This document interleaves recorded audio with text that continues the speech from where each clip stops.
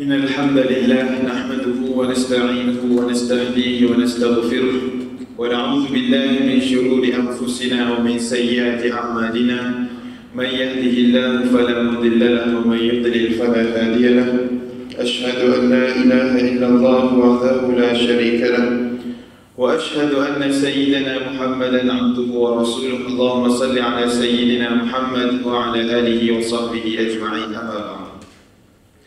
Pertamanya yang saya muliakan kepada Nazir, ahli jawatan kuasa, barisan imam, bilal, mereka yang membantu dalam pengurusan dan juga pentadbiran Masjid Al-Mujahidin.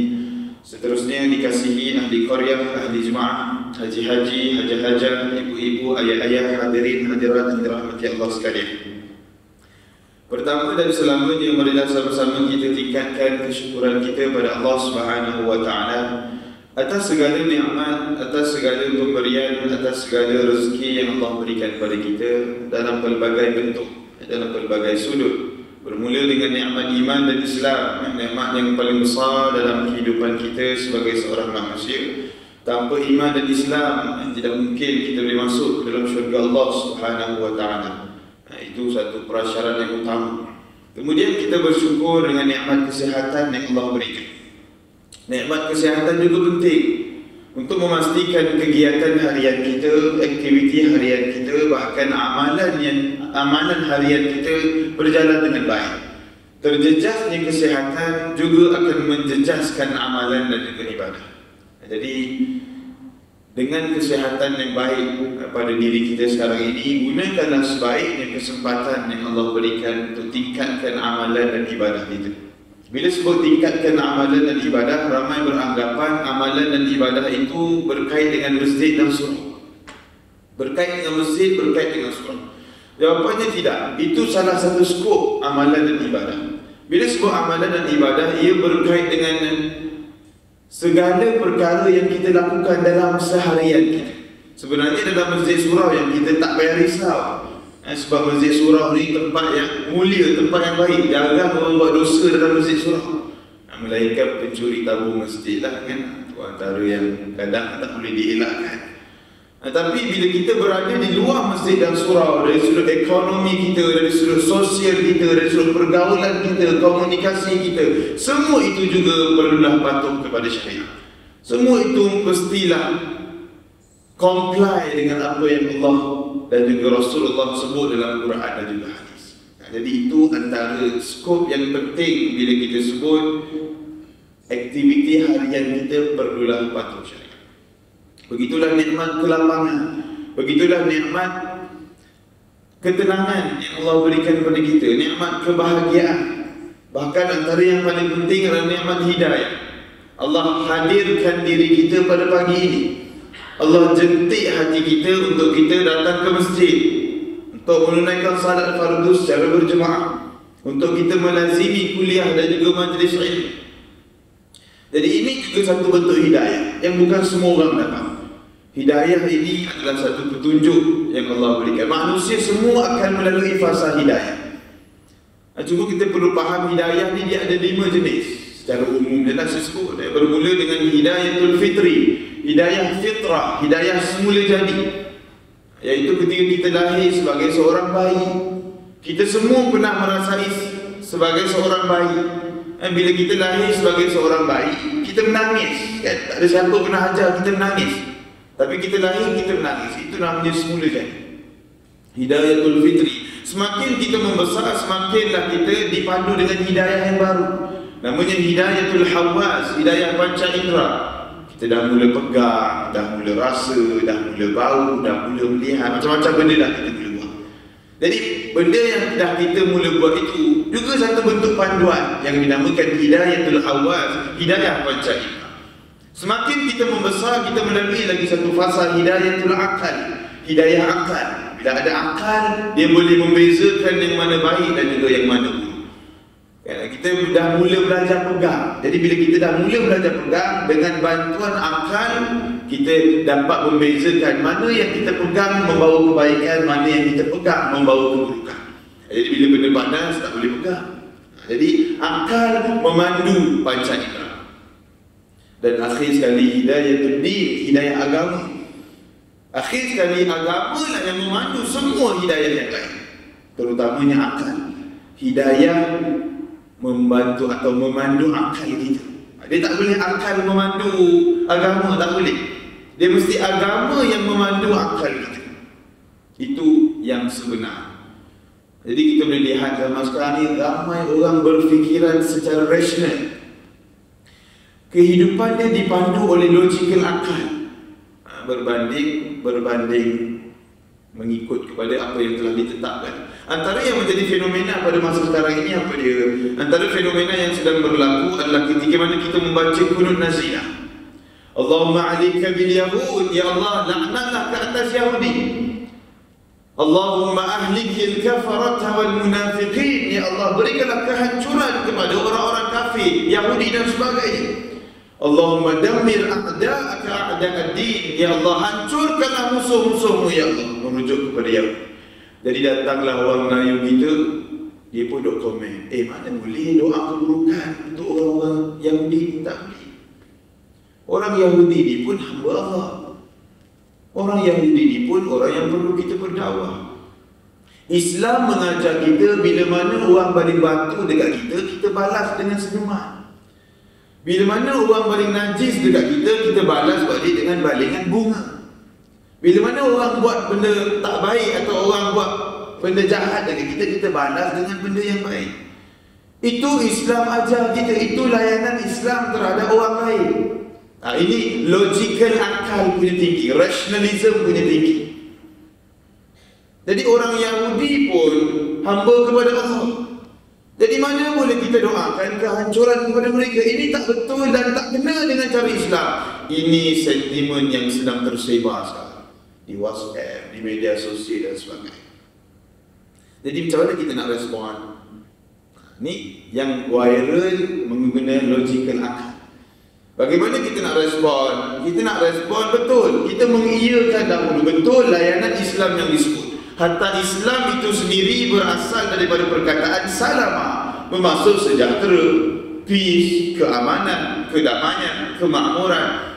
Begitulah layanan Islam. Islam akan melayan.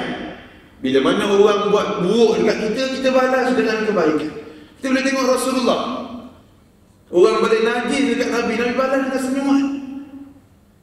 Orang letak duri dekat tempat Nabi jalan, Nabi bersabar, Nabi tetap bersenyum. Nabi tak pernah pun mendoakan keburukan kepada mereka yang buat. Betul, itu konsep atau layanan Islam kepada golongan tersebut. Tetapi tidak berlaku layanan itu kepada Yahudi, kepada Israel. Ini kita perlu faham. Dia ada pengecualian. Tidak berlaku perkara tersebut pada Yahudi. Kenapa? Kerana Yahudi ini adalah bangsa yang paling jahat atas dunia. Itu satu kenyataan yang agak keras lah. Yahudi adalah bangsa yang paling jahat atas dunia. Itu bukan saya sebut, itu Al-Quran. Jadi bila orang timbulkan persoalan mengenai kita perlu berbuat baik pada Yahudi, doakan kebaikan dia, doakan dia mendapat hidayah dan sebagainya, respon kita apa dia? Respon kita untuk Yahudi layanan Islam berbeza. Berbeza. Kenapa berbeza? Kerana kita melayan Yahudi mengikut apa yang telah dipandukan oleh kita dalam Al-Quran. Al-Quran menggariskan 14 ciri-ciri orang Yahudi. 14 ciri disebut dalam Al-Quran berkaitan dengan Yahudi. Kalau kita faham 14 ciri ni, tak mungkin boleh keluar daripada mulut kita. Kenapa kita perlu doakan kelaknatan kepada orang Yahudi? Tak mungkin akan. Kerana kita akan tahu dan faham betapa teruknya bangsa Yahudi. Jadi itu teaser lah, itu teaser. Kita akan sambung perbincangan lepas ni. Nak bagi tahu begitulah hidayah itu dipandu. Hidayah agama memandu akal. Agama mesti source of reference dia mesti rujuk pada Quran dan juga hadis. Mesti rujuk pada dua ini nak memandu akal kita. Dan akhir sekali adalah hidayah taufik. Hidayah taufik. Allah berfirman, "Wa man taufiqi illa billah." Dan tidak ada yang boleh beri hidayah taufik melainkan hanya Allah. Apa hidayah taufik? Hidayah taufik hidayah paling atas sekali. Hidayah yang boleh mengubah seseorang menjadi baik. Semalam tengok perangai dia teruk, jenis yang melanggar kan, tak tutup aurat, tak salat dan sebagainya. Tiba-tiba besok 100% berubah. Berubah terus dah, dari datang masjid, salat berjemaah dan tutup aurat dan sebagainya. Perubahan ini hanya boleh berlaku dengan hidayah taufik. Dan hidayah taufik itu milik Allah secara mutlak. Bahkan Rasulullah sallallahu alaihi wasallam pun tak ada kemampuan untuk memberi taufik. Tak ada. Ini disebut dalam Al-Quran, innaka la tahdi man ahbabta walakin Allah yahdi man yasha. Sesungguhnya Allah boleh beri, innaka la tahdi, sesungguhnya kamu wahai Muhammad, kamu tak mampu bagi hidayah kepada siapa yang kamu nak. Tetapi Allah boleh bagi hidayah kepada siapa yang ada. Ini peristiwa berikutan Nabi mohon doa kepada Allah agar Abu Talib, pakcik atau pak saudara dia masuk Islam. Dan itu Abu Talib dalam keadaan nazar. Jadi dia nak bagi Abu Talib masuk Islam lah kan, pakcik dia sendiri. Pakcik dia merangkap seolah-olah dah macam ayah kandung dah. Daripada kecil dijaga. Selepas datuknya Abdul Muttalib meninggal, umur 12 tahun sampai dah dia besar, yang jaga adalah Abu Talib, dah macam ayah kandung. Jadi ketika mana dia dalam keadaan nak wafat dan nak meninggal kan, jadi masa itu dia belum lagi masuk Islam. Anak pun berkali-kali cuba untuk approach Abu Talib nak terima Islam, tapi Abu Talib dia hold, dia kata tunggu dulu. Sampailah waktu dia nazak, Nabi minta Abu Talib masuk Islam, dia tak nak. Last sekali Nabi angkat tangan mohon pada Allah, ya Allah berikanlah hidayah kepada pakcik aku. Turun satu nasihat daripada Allah kepada Nabi dan kita semua. Sesungguhnya Muhammad, kau tak mampu beri hidayah, tetapi Allah yang mampu bagi hidayah kepada siapa yang Allah nak. Wa huwa a'lamu bil muhtadin, Allah lebih tahu siapa yang dia nak bagi hidayah. Jadi nak bagi tahu Nabi pun tak ada kuasa untuk memberikan hidayah.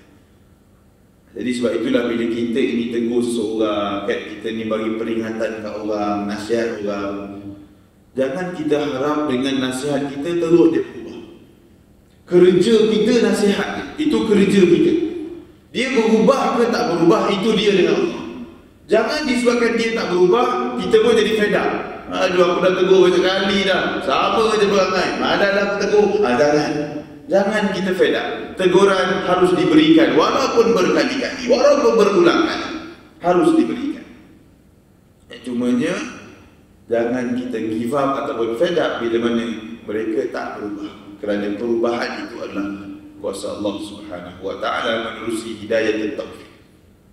Jadi itulah serba sedikit perbincangan nikmat-nikmat yang Allah berikan kepada kita mengenai beberapa nikmat yang penting, antaranya nikmat iman dan Islam, kesihatan, dan yang kita bincang tadi berkaitan dengan nikmat hidayah.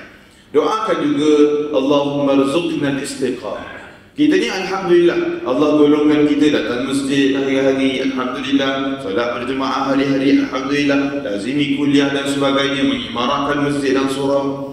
Jadi alhamdulillah, cuma kita nak kena tambah doa kita, Allahumma rzuqna al-istiqamah fil a'mal. Ya Allah, kurniakanlah kepada kami, rezekikanlah kepada kami istiqamah, konsisten dalam kita melakukan amalan.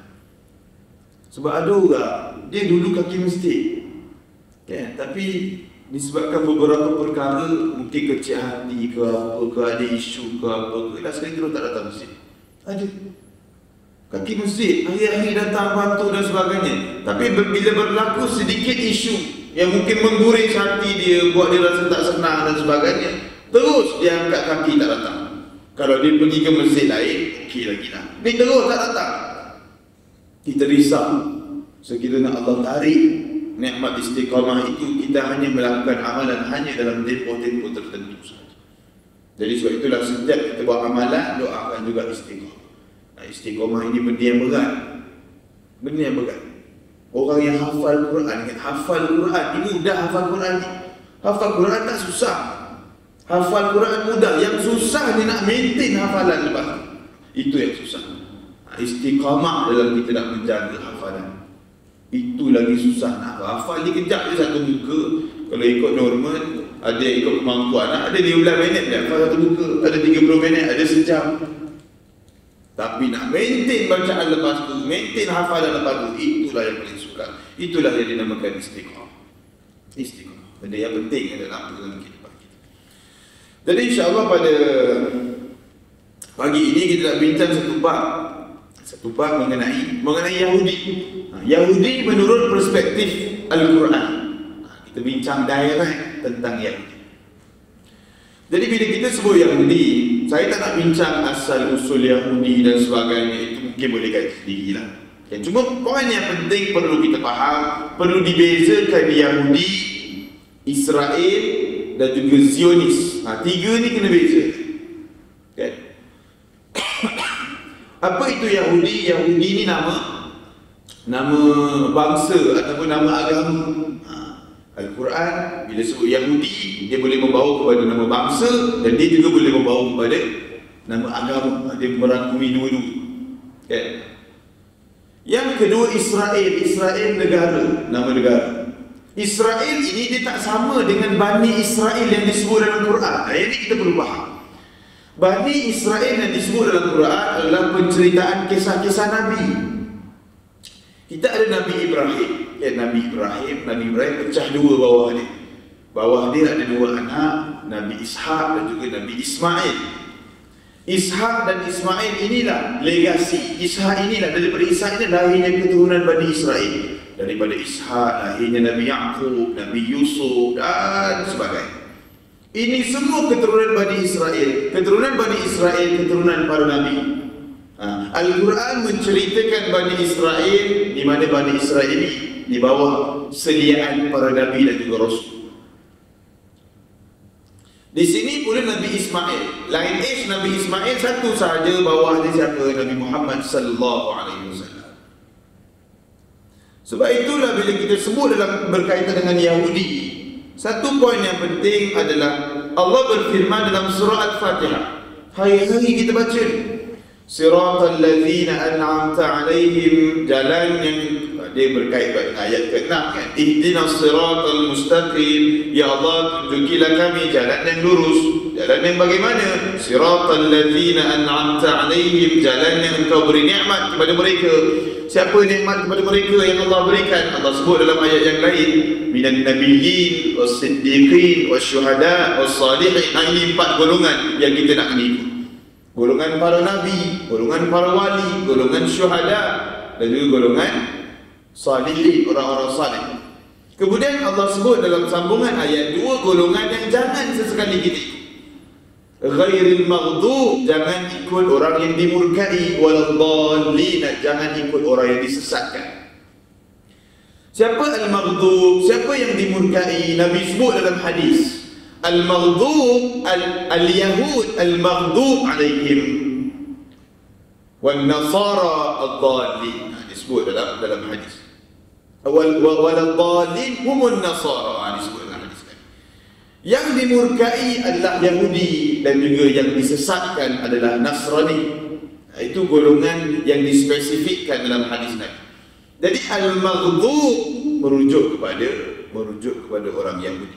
Hari-hari kita baca ni, jangan ikut jalan Yahudi, jangan ikut jalan orang yang dimurkai, jangan ikut cara mereka. Hari-hari kita terus. Kenapa orang Yahudi disebut orang yang dimurkai oleh Allah? Ini satu persoalan. Macam yang kita bincang tadi, kenapa orang Yahudi dilaknat oleh Allah? Kenapa orang Yahudi menerima kutukan daripada Allah? Kenapa orang Yahudi kita boleh doakan kehancuran kepada mereka, boleh doakan kerosakan kepada mereka?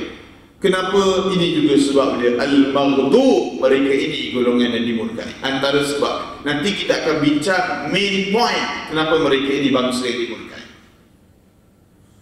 Jadi al-maghdub, kenapa mereka digelar yang dimurkai? Kerana mereka ini tahu akan kebenaran tetapi tak naik. Dia tahu akan kebenaran, dia tahu yang mana betul, tapi dia tak naik. Apa dalilnya? Allah berfirman, ya'rifunahu kama ya'rifuna abna'ahum. Orang Yahudi ini dia kenal Nabi Muhammad macam dia kenal anak kandung mereka. Ini hebat orang Yahudi. Sebab itulah dalam peristiwa hijrah, Nabi dengan Muhajirin berhijrah daripada Mekah ke Madinah. Ni orang dah standby ni nak sambut Nabi. Ada orang Arab Madinah, ada orang Yahudi Madinah dah standby dah nak sambut Nabi. Jadi bila Nabi sampai, yang orang Arab Madinah ni yang belum berjumpa Nabi, dah ada 72 orang Arab Madinah dah jumpa Nabi. Perjanjian Aqabah 1 dan 2, dia kena baca sejarah balik lah. Yang selebihnya semua tak pernah jumpa Nabi, tak pernah kenal Nabi, tak kenal ciri-ciri Nabi. Jadi bila Nabi sampai dekat Madinah, hujung penghujung pada peristiwa hijrah, diorang ni masih lagi tercari-cari Rasulullah dah sampai ke belum. Tak tahu. Diorang tak tahu. Sebab apa? Tak pernah kenal, padahal Nabi kat sebelah. Siapa orang yang first tengok dia boleh cap Rasulullah? Orang Yahudi Madinah. Padahal orang Yahudi ni tak pernah pun pernah jumpa Nabi, tak pernah pun kenal Nabi, tapi mereka ini tahu ciri-ciri Nabi akhir zaman. Macam mana dia boleh tahu? Kerana ciri-ciri Nabi akhir zaman disebut dalam kitab, dan kitab Taurat, ataupun yang telah diulang kitab Talmud. Yang telah diulang tu wallahu a'lam lah, tak tahu fakta tu ada lagi atau tak. Tapi dalam kitab yang asal disebut ciri-ciri Nabi akhir zaman. Sebab itulah ketika mana Nabi sampai di Madinah, Yahudi yang tak pernah jumpa Nabi, dia nampak daripada jauh Nabi berjalan atau Nabi sedang menaiki unta atau kuda. Dia tengok ciri-ciri itu satu persatu, semua sama seperti yang disebutkan dalam kitab. Dia lagi kenal Nabi Muhammad lebih daripada orang Arab sendiri. Hebatnya orang Yahudi. Hebatnya orang Yahudi. Orang Yahudi yang berpegang dengan ajaran yang asal. Sebab itulah kita ada orang Yahudi orang Yahudi Orthodox, di mana mereka ini menentang apa yang diperjuangkan oleh Zionis. Zionis ini satu projek. Yahudi nama bangsa atau nama agama, Israel nama negara. Manakala Zionis satu projek, Zionism, satu projek yang dilancarkan oleh Israel laknatullah untuk bernegara. Dalam kitab mereka ini diharamkan untuk membeli tanah. Mereka ini diharamkan untuk membentuk sebuah negara. Mereka ini hanya boleh dipimpin di dalam negara-negara yang ada. Jadi projek Zionism ini nak menghalalkan apa yang diharamkan dalam kitab mereka. Bermula projek Zionism inilah mereka mula beli tanah, mereka mula menjajah Palestin dan sebagainya. Itu projek, so kena faham istilah-istilah yang berbeza. Jadi kenapa antara sebab mereka disebut yang dimurkai? Pertama, mereka tak nak terima kebenaran. Dia tahu kebenaran tapi dia tak nak ikut. Kenapa diorang tahu kebenaran diorang tak nak ikut? Kerana ego. Kenapa ego? Diorang tak puas hati betul. Kenapa Nabi akhir zaman yang disebut dalam kitab mereka, kenapa Nabi ini bukan dalam keturunan mereka? Dia dalam keturunan Nabi Ismail. Nabi Ismail dengan Nabi Muhammad ni bukan Bani Israel. Yang keturunan Bani Israel kat sini tadi, Ishak, Yaqub, Yusuf, semua Nabi yang lain semua kat sini. Lain nasab keturunan dia. Jadi diorang marah kenapa Nabi Muhammad bukan dekat keturunan Nabi Ishak. Diorang marah betul. Akhir sekali Nabi itu betul ke apa ke, aku tetap tak nak ikut. Gitu. Sebab itulah mereka dimurkai oleh Allah Subhanahu wa ta'ala. Jadi itu antara ciri Yahudi yang disebut dalam Al-Quran, golongan yang Allah murkai mereka. Golongan yang Allah laknat. Itu antara yang disebutkan. Antara ciri lain yang disebutkan dalam Al-Quran, surah Al-Ma'idah ayat 82.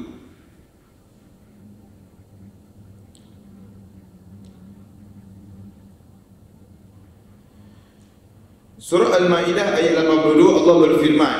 Ini ciri kedua. Ciri pertama, golongan yang dimurkai oleh Allah. Ciri kedua Yahudi yang disebut dalam Al-Quran adalah mereka ini sentiasa akan bermusuh dengan orang Islam. Dalilnya Allah sebut dalam Al-Quran surah Al-Ma'idah ayat 82, demi sesungguhnya engkau wahai Muhammad akan dapati manusia yang keras sekali permusuhannya kepada orang-orang beriman ialah orang-orang Yahudi dan orang-orang musyrik. Ini Al-Quran sebut. Paling keras sekali permusuhan, paling tak suka. Sebab itulah disebut dalam ayat walan tarda ankal yahud walan nasara. Tidak sesekali orang Yahudi dan Nasrani ini akan redha dengan umat Islam hatta tattabi'a millatahum, sehinggalah kita ikut mereka, kita ikut cara mereka, ikut agama mereka, tunduk dengan arahan mereka. Nak bagi tahu dia tak akan terima kita dalam apa jua keadaan melainkan kita ikut dia. Nak bagi tahu betapa kuatnya permusuhan. Sebab itulah angka kematian, saya baca 2 hari lepas, angka kematian bermula peperangan 7 Oktober baru ini sampailah 2 hari lepas, angka kematian telah mencecah 5,000 lebih orang meninggal di Palestin. Tak sampai sebulan pun lagi 5,000 lebih. Betapa dahsyatnya permusuhan mereka, amat dahsyat. Sebab itulah mereka dilaknat oleh Allah, sebab itulah mereka dimurkai oleh Allah. Sebab itulah kita boleh mendoakan keburukan kepada mereka. Itu ciri yang pertama. Ciri yang berikutnya, ciri yang ketiga, itu ciri yang kedua. Ciri yang ketiga disebut dalam surah Al-Ma'idah ayat 6. Allah berfirman, katakanlah, mahukah aku khabarkan kepada kamu tentang yang lebih buruk balasannya di sisi Allah daripada yang demikian itu, ialah orang-orang yang dilaknat oleh Allah dan dimurkainya. Dilaknat oleh Allah dan dimurkainya. Ini merujuk pada orang yang, dan orang-orang yang dijadikan di antara mereka sebagai kera dan juga khinzir dan penyembah taghut. Mereka inilah yang lebih buruk kedudukannya dan lebih sesat dari jalan itu.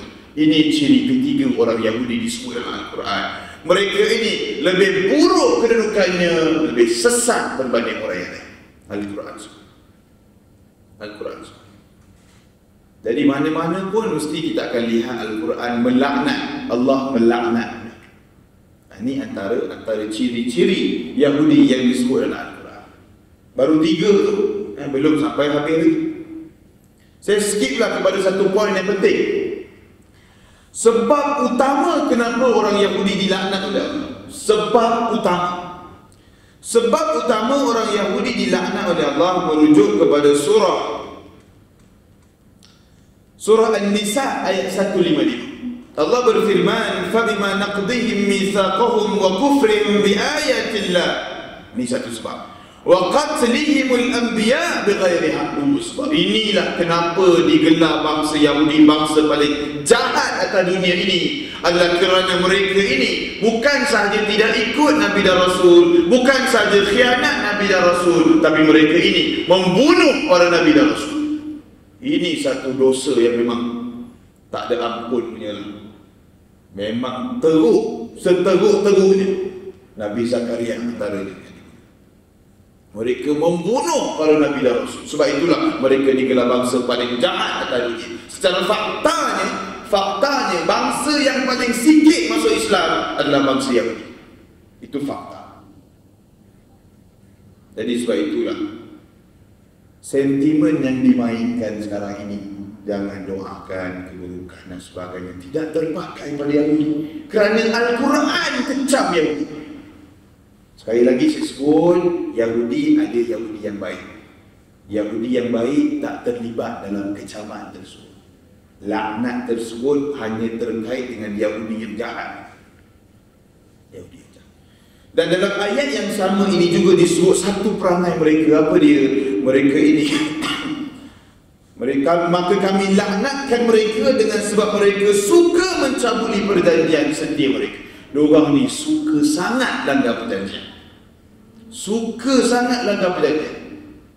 Deal apa-apa pun dia akan lakukan. Ini perangai Yahudi. Kita boleh tengok ketika mana Yahudi di Madinah. Nabi dah bentuk piagam Madinah bersama-sama juga dengan Yahudi di Madinah.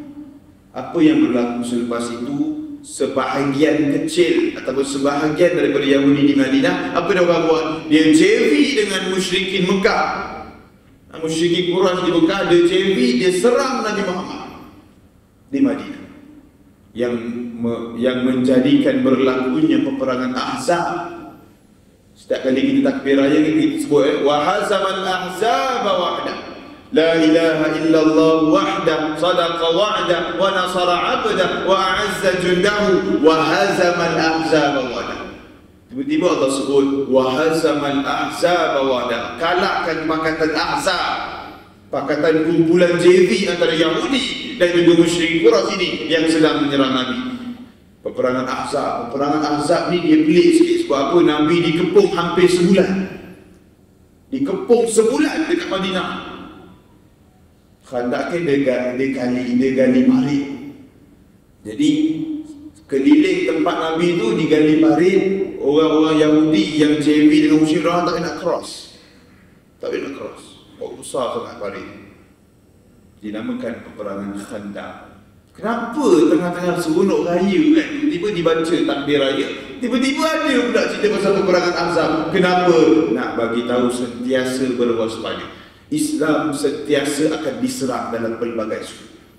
Islam sentiasa akan dikepung dalam pelbagai sudut. Sentiasalah berjaga-jaga walaupun kamu tengah bersukaria beraya. Satu peringatan. Sebab itu dah disebut tentang peperangan Ahzab dalam takbir raya. Mereka ini suka melanggar perjanjian. Sedangkan dah berjanji dengan Nabi tu. Itu dengan Nabi pun dilanggar. Baru ni Menteri Luar Israel, dia sebut, kami akan hentikan serangan terhadap Palestin dan Gaza satu syarat.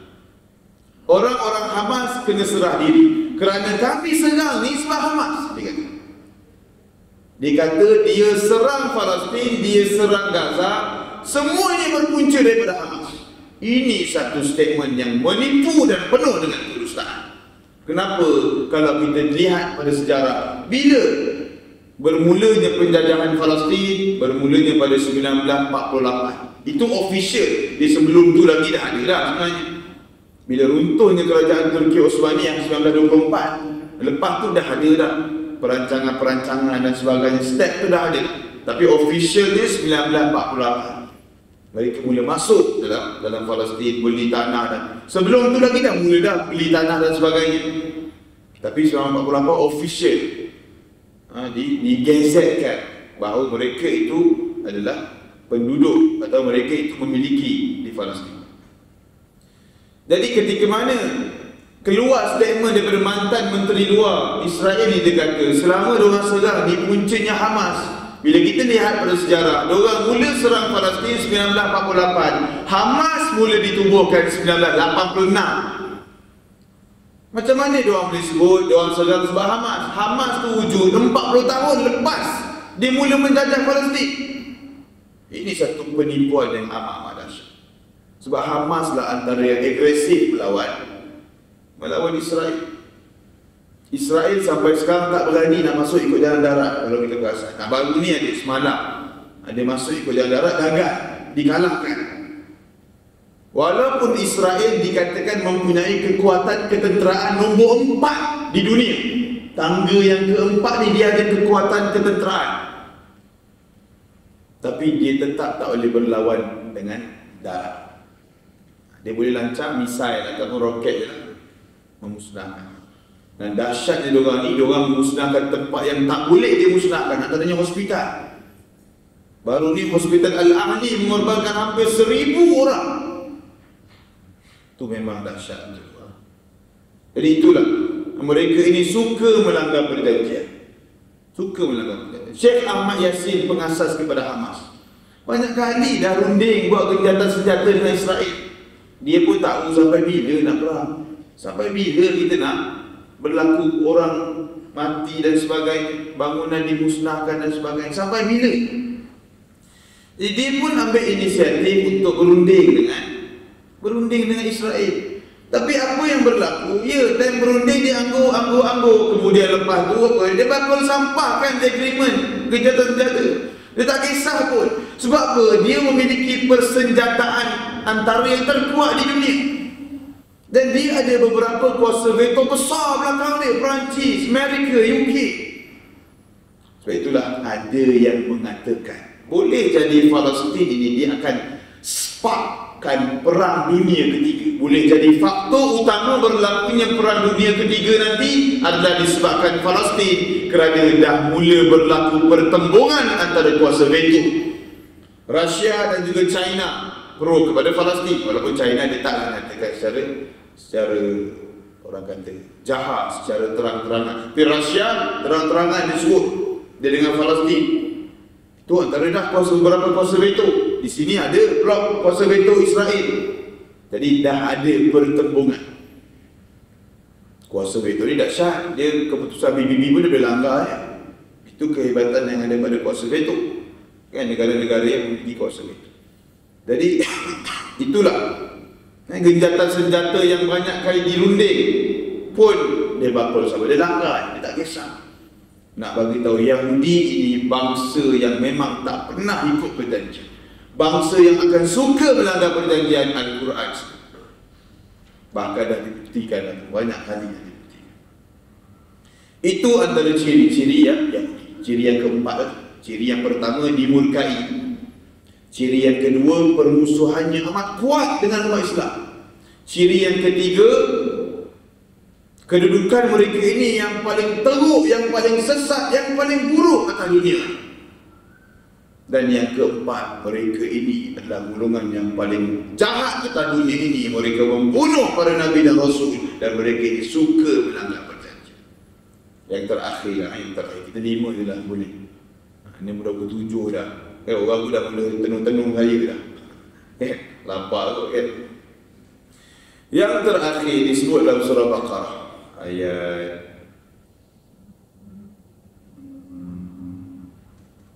Surah Baqarah ayat 111. Surah Baqarah ayat 111. Ini antara ciri yang kelima orang Yahudi yang disebut dalam Al-Quran. Mereka diklaim yang mereka ni ahli syurga. Diorang diklaim yang diorang je ahli syurga. Allah berfirman, wa qalu la yadkhulul jannata illa man kana hudan aw nasara. Orang-orang Yahudi, apa dia kata dekat Nabi? Orang-orang Yahudi ni apa dia kata? La yadkhulul jannata, takkan masuk ke dalam syurga illa man kana hudan aw nasara, melainkan kau ni Yahudi dan juga Nasrani. Dia kata yang lain semua takkan masuk syurga. Yang masuk syurga hanyalah Yahudi dan juga Nasrani.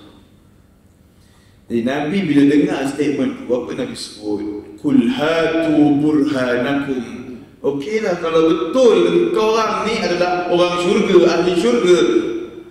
Orang kata ba'mai bukti.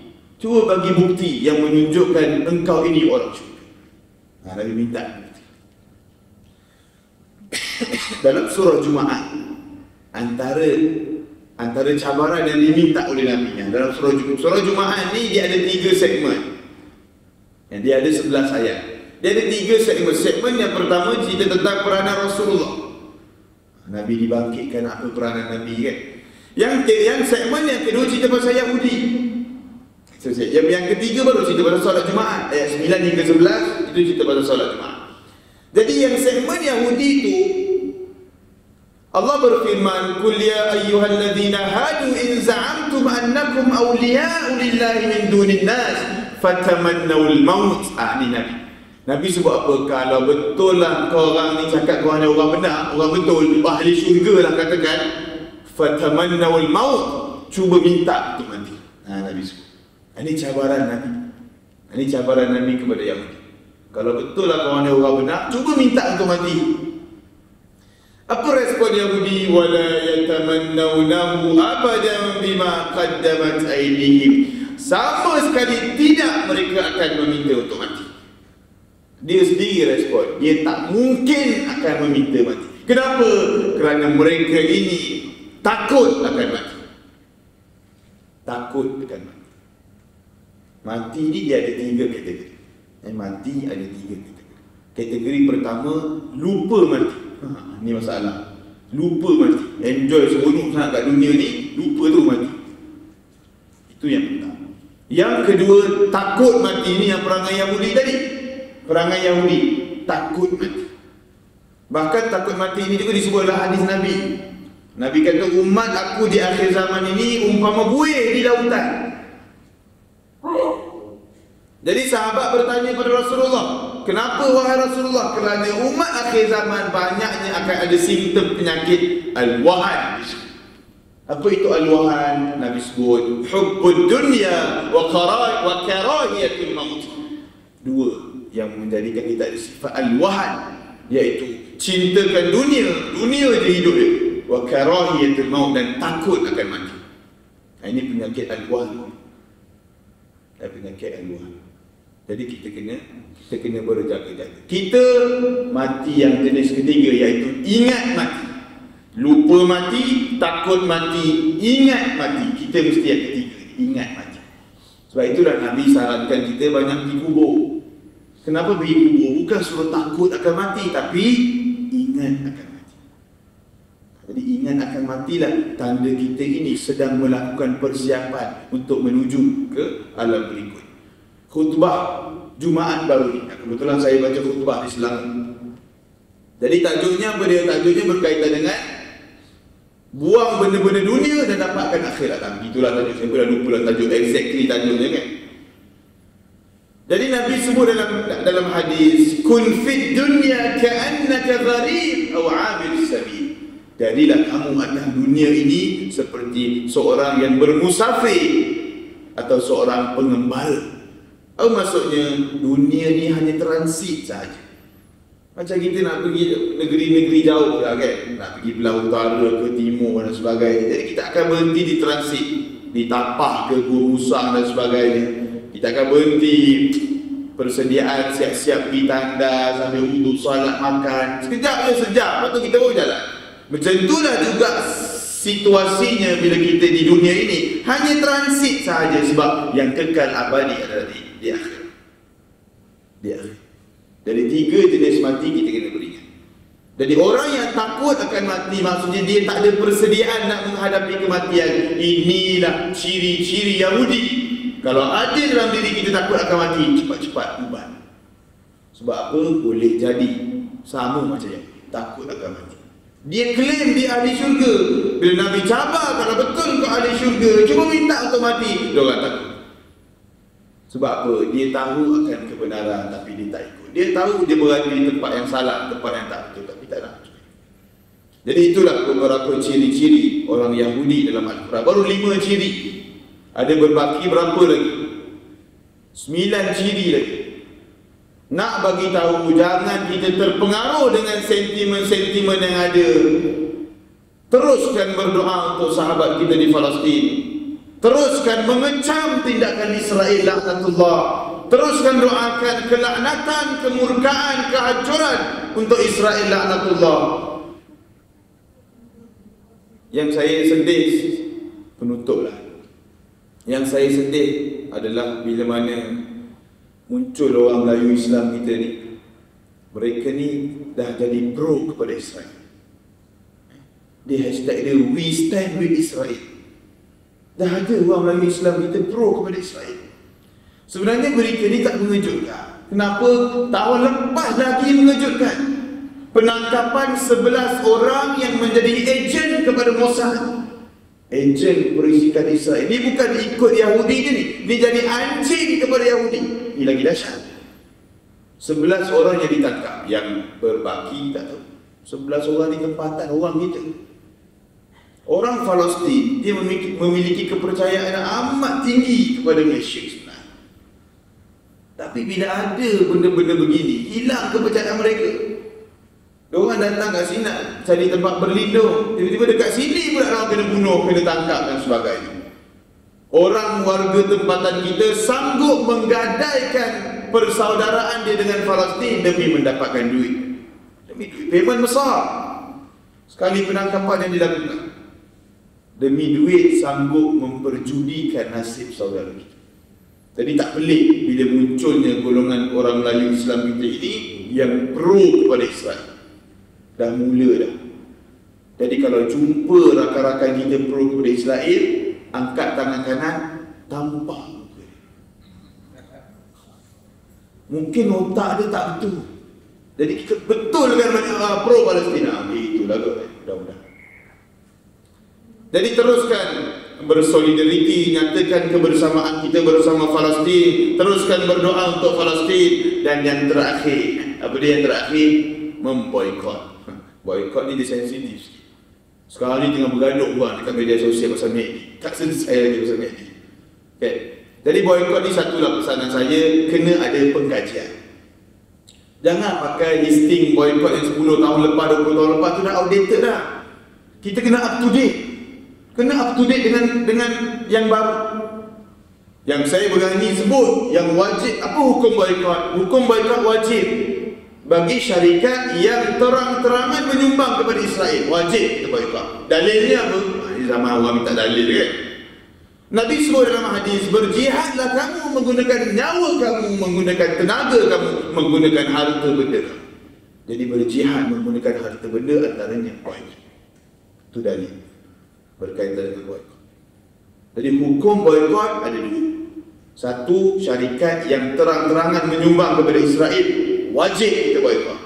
Syarikat yang hanya menyatakan bersama dengan Israel tapi tak bagi sumbangan, ini makruh hukumnya, kita guna produk ini. Lebih baik kita elakkan.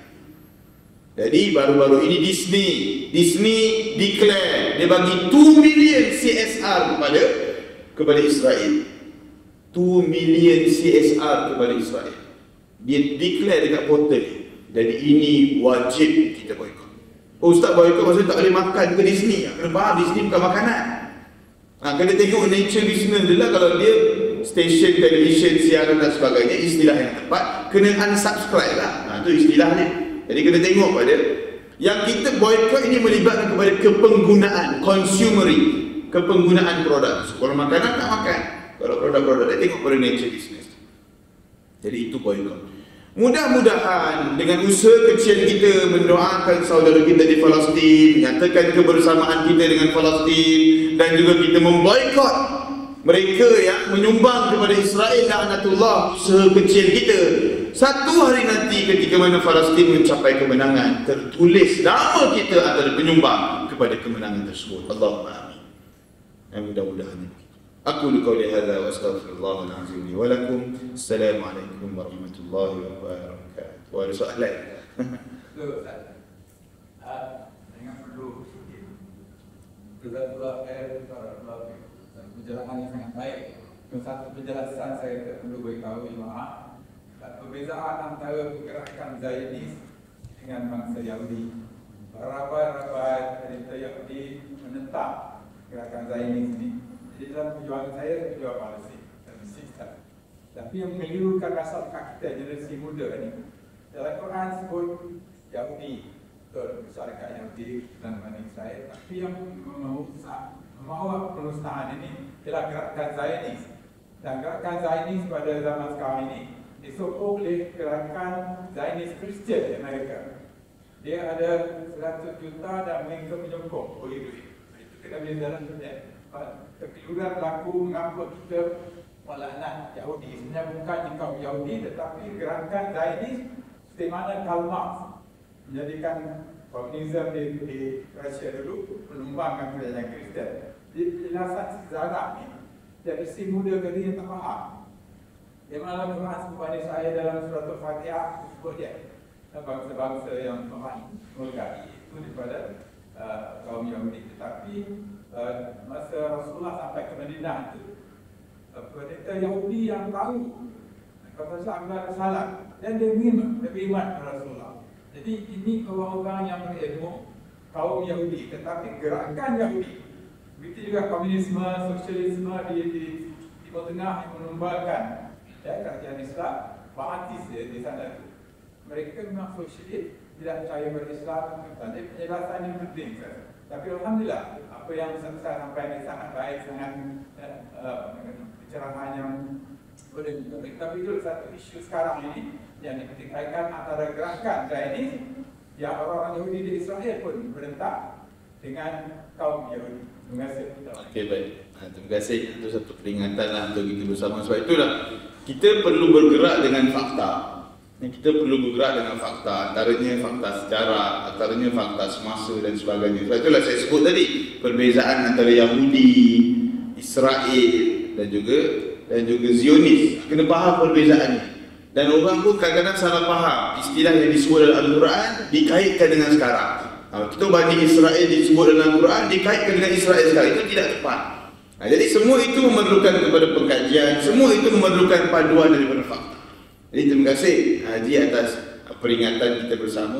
Samalah apa yang kita buat mestilah fakta, mestilah fakta. Baru ni yang hujung. Baru ni ada satu ceramah saya dengar. Penceramah tu sebut air mineral kita ni ada 3 jenis, kan? Satu penutup putih drinking water, satu penutup biru mineral water, satu lagi hijau pun mineral water lah, air bukit, kan? Jadi disebut siapa yang minum penutup putih ini haram hukum dia disebut. Siapa yang minum air penutup putih haram hukumnya. Sebab apa? Ini air najis. Air ini datang daripada air kumbahan. Air kumbahan, air najis ni. Jadikan air ini kemudian kita minum, semua ni haram, dia kata. Termenung jemaah depan ni. Ustaz, 50 tahun dah saya minum air penutup putih. Termenung. Jadi bila sebut benda-benda yang fakta tapi jadi auta, itu masalah. Jadi dia tak faham apa beza ni. Sebab itulah kena kaji, kena study. Jadi penceramah pun kena study, bukan bercakap, kena belajar. Bahkan jadi penceramah lagi kena belajar 2-3 kali ganda. Sebab kita bagi tahu orang tak ikut. Kalau kita bagi tahu benda salah, panik orang depan dia. Ada yang kemurungan, murung. 50 tahun dah saya minum air najis ni, sah ke tak amalan saya? Sudah. Jadi sebab itulah kena baca dari sudut saintifik. Siapa yang boleh sahkan air ini datang daripada air kumbahan? Siapa boleh sahkan? Orang dalam industri lah. Orang kerja syabas, span dan sebagainya. Dan kalau betul lah pun daripada air kumbahan, betul ke najis? Itu kaitan hukum. Kalau betul lah ini dipertikaikan air penutup putih ini daripada air kumbahan, bagaimana dengan air pipe yang kita ambil wuduk tu? Air itu daripada mana pula? Sama je sumber dia. Dia nak bagi tahu perjalanan hidup kita ini mestilah berlandaskan sumber yang penting, Quran, sunnah dan juga fakta yang tepat. Jangan kita bercakap sembrono dan sebagainya. Kalau dalam percakapan saya ada kesilapan, ini tegur saya. Jangan risau, saya akan terima dengan relanya. Kita perbetulkan satu sama lain. Kalau ada, mungkin pengkajian saya ada yang mungkin tak betul, mungkin tersilap faham dan sebagainya. Jadi saya tak malu pun kalau ditegur dan sebagainya. Sama-sama kita, apa pun matlamat kita satu untuk mendapatkan redha. Untuk Wallahu a'lam. Assalamualaikum warahmatullahi wabarakatuh.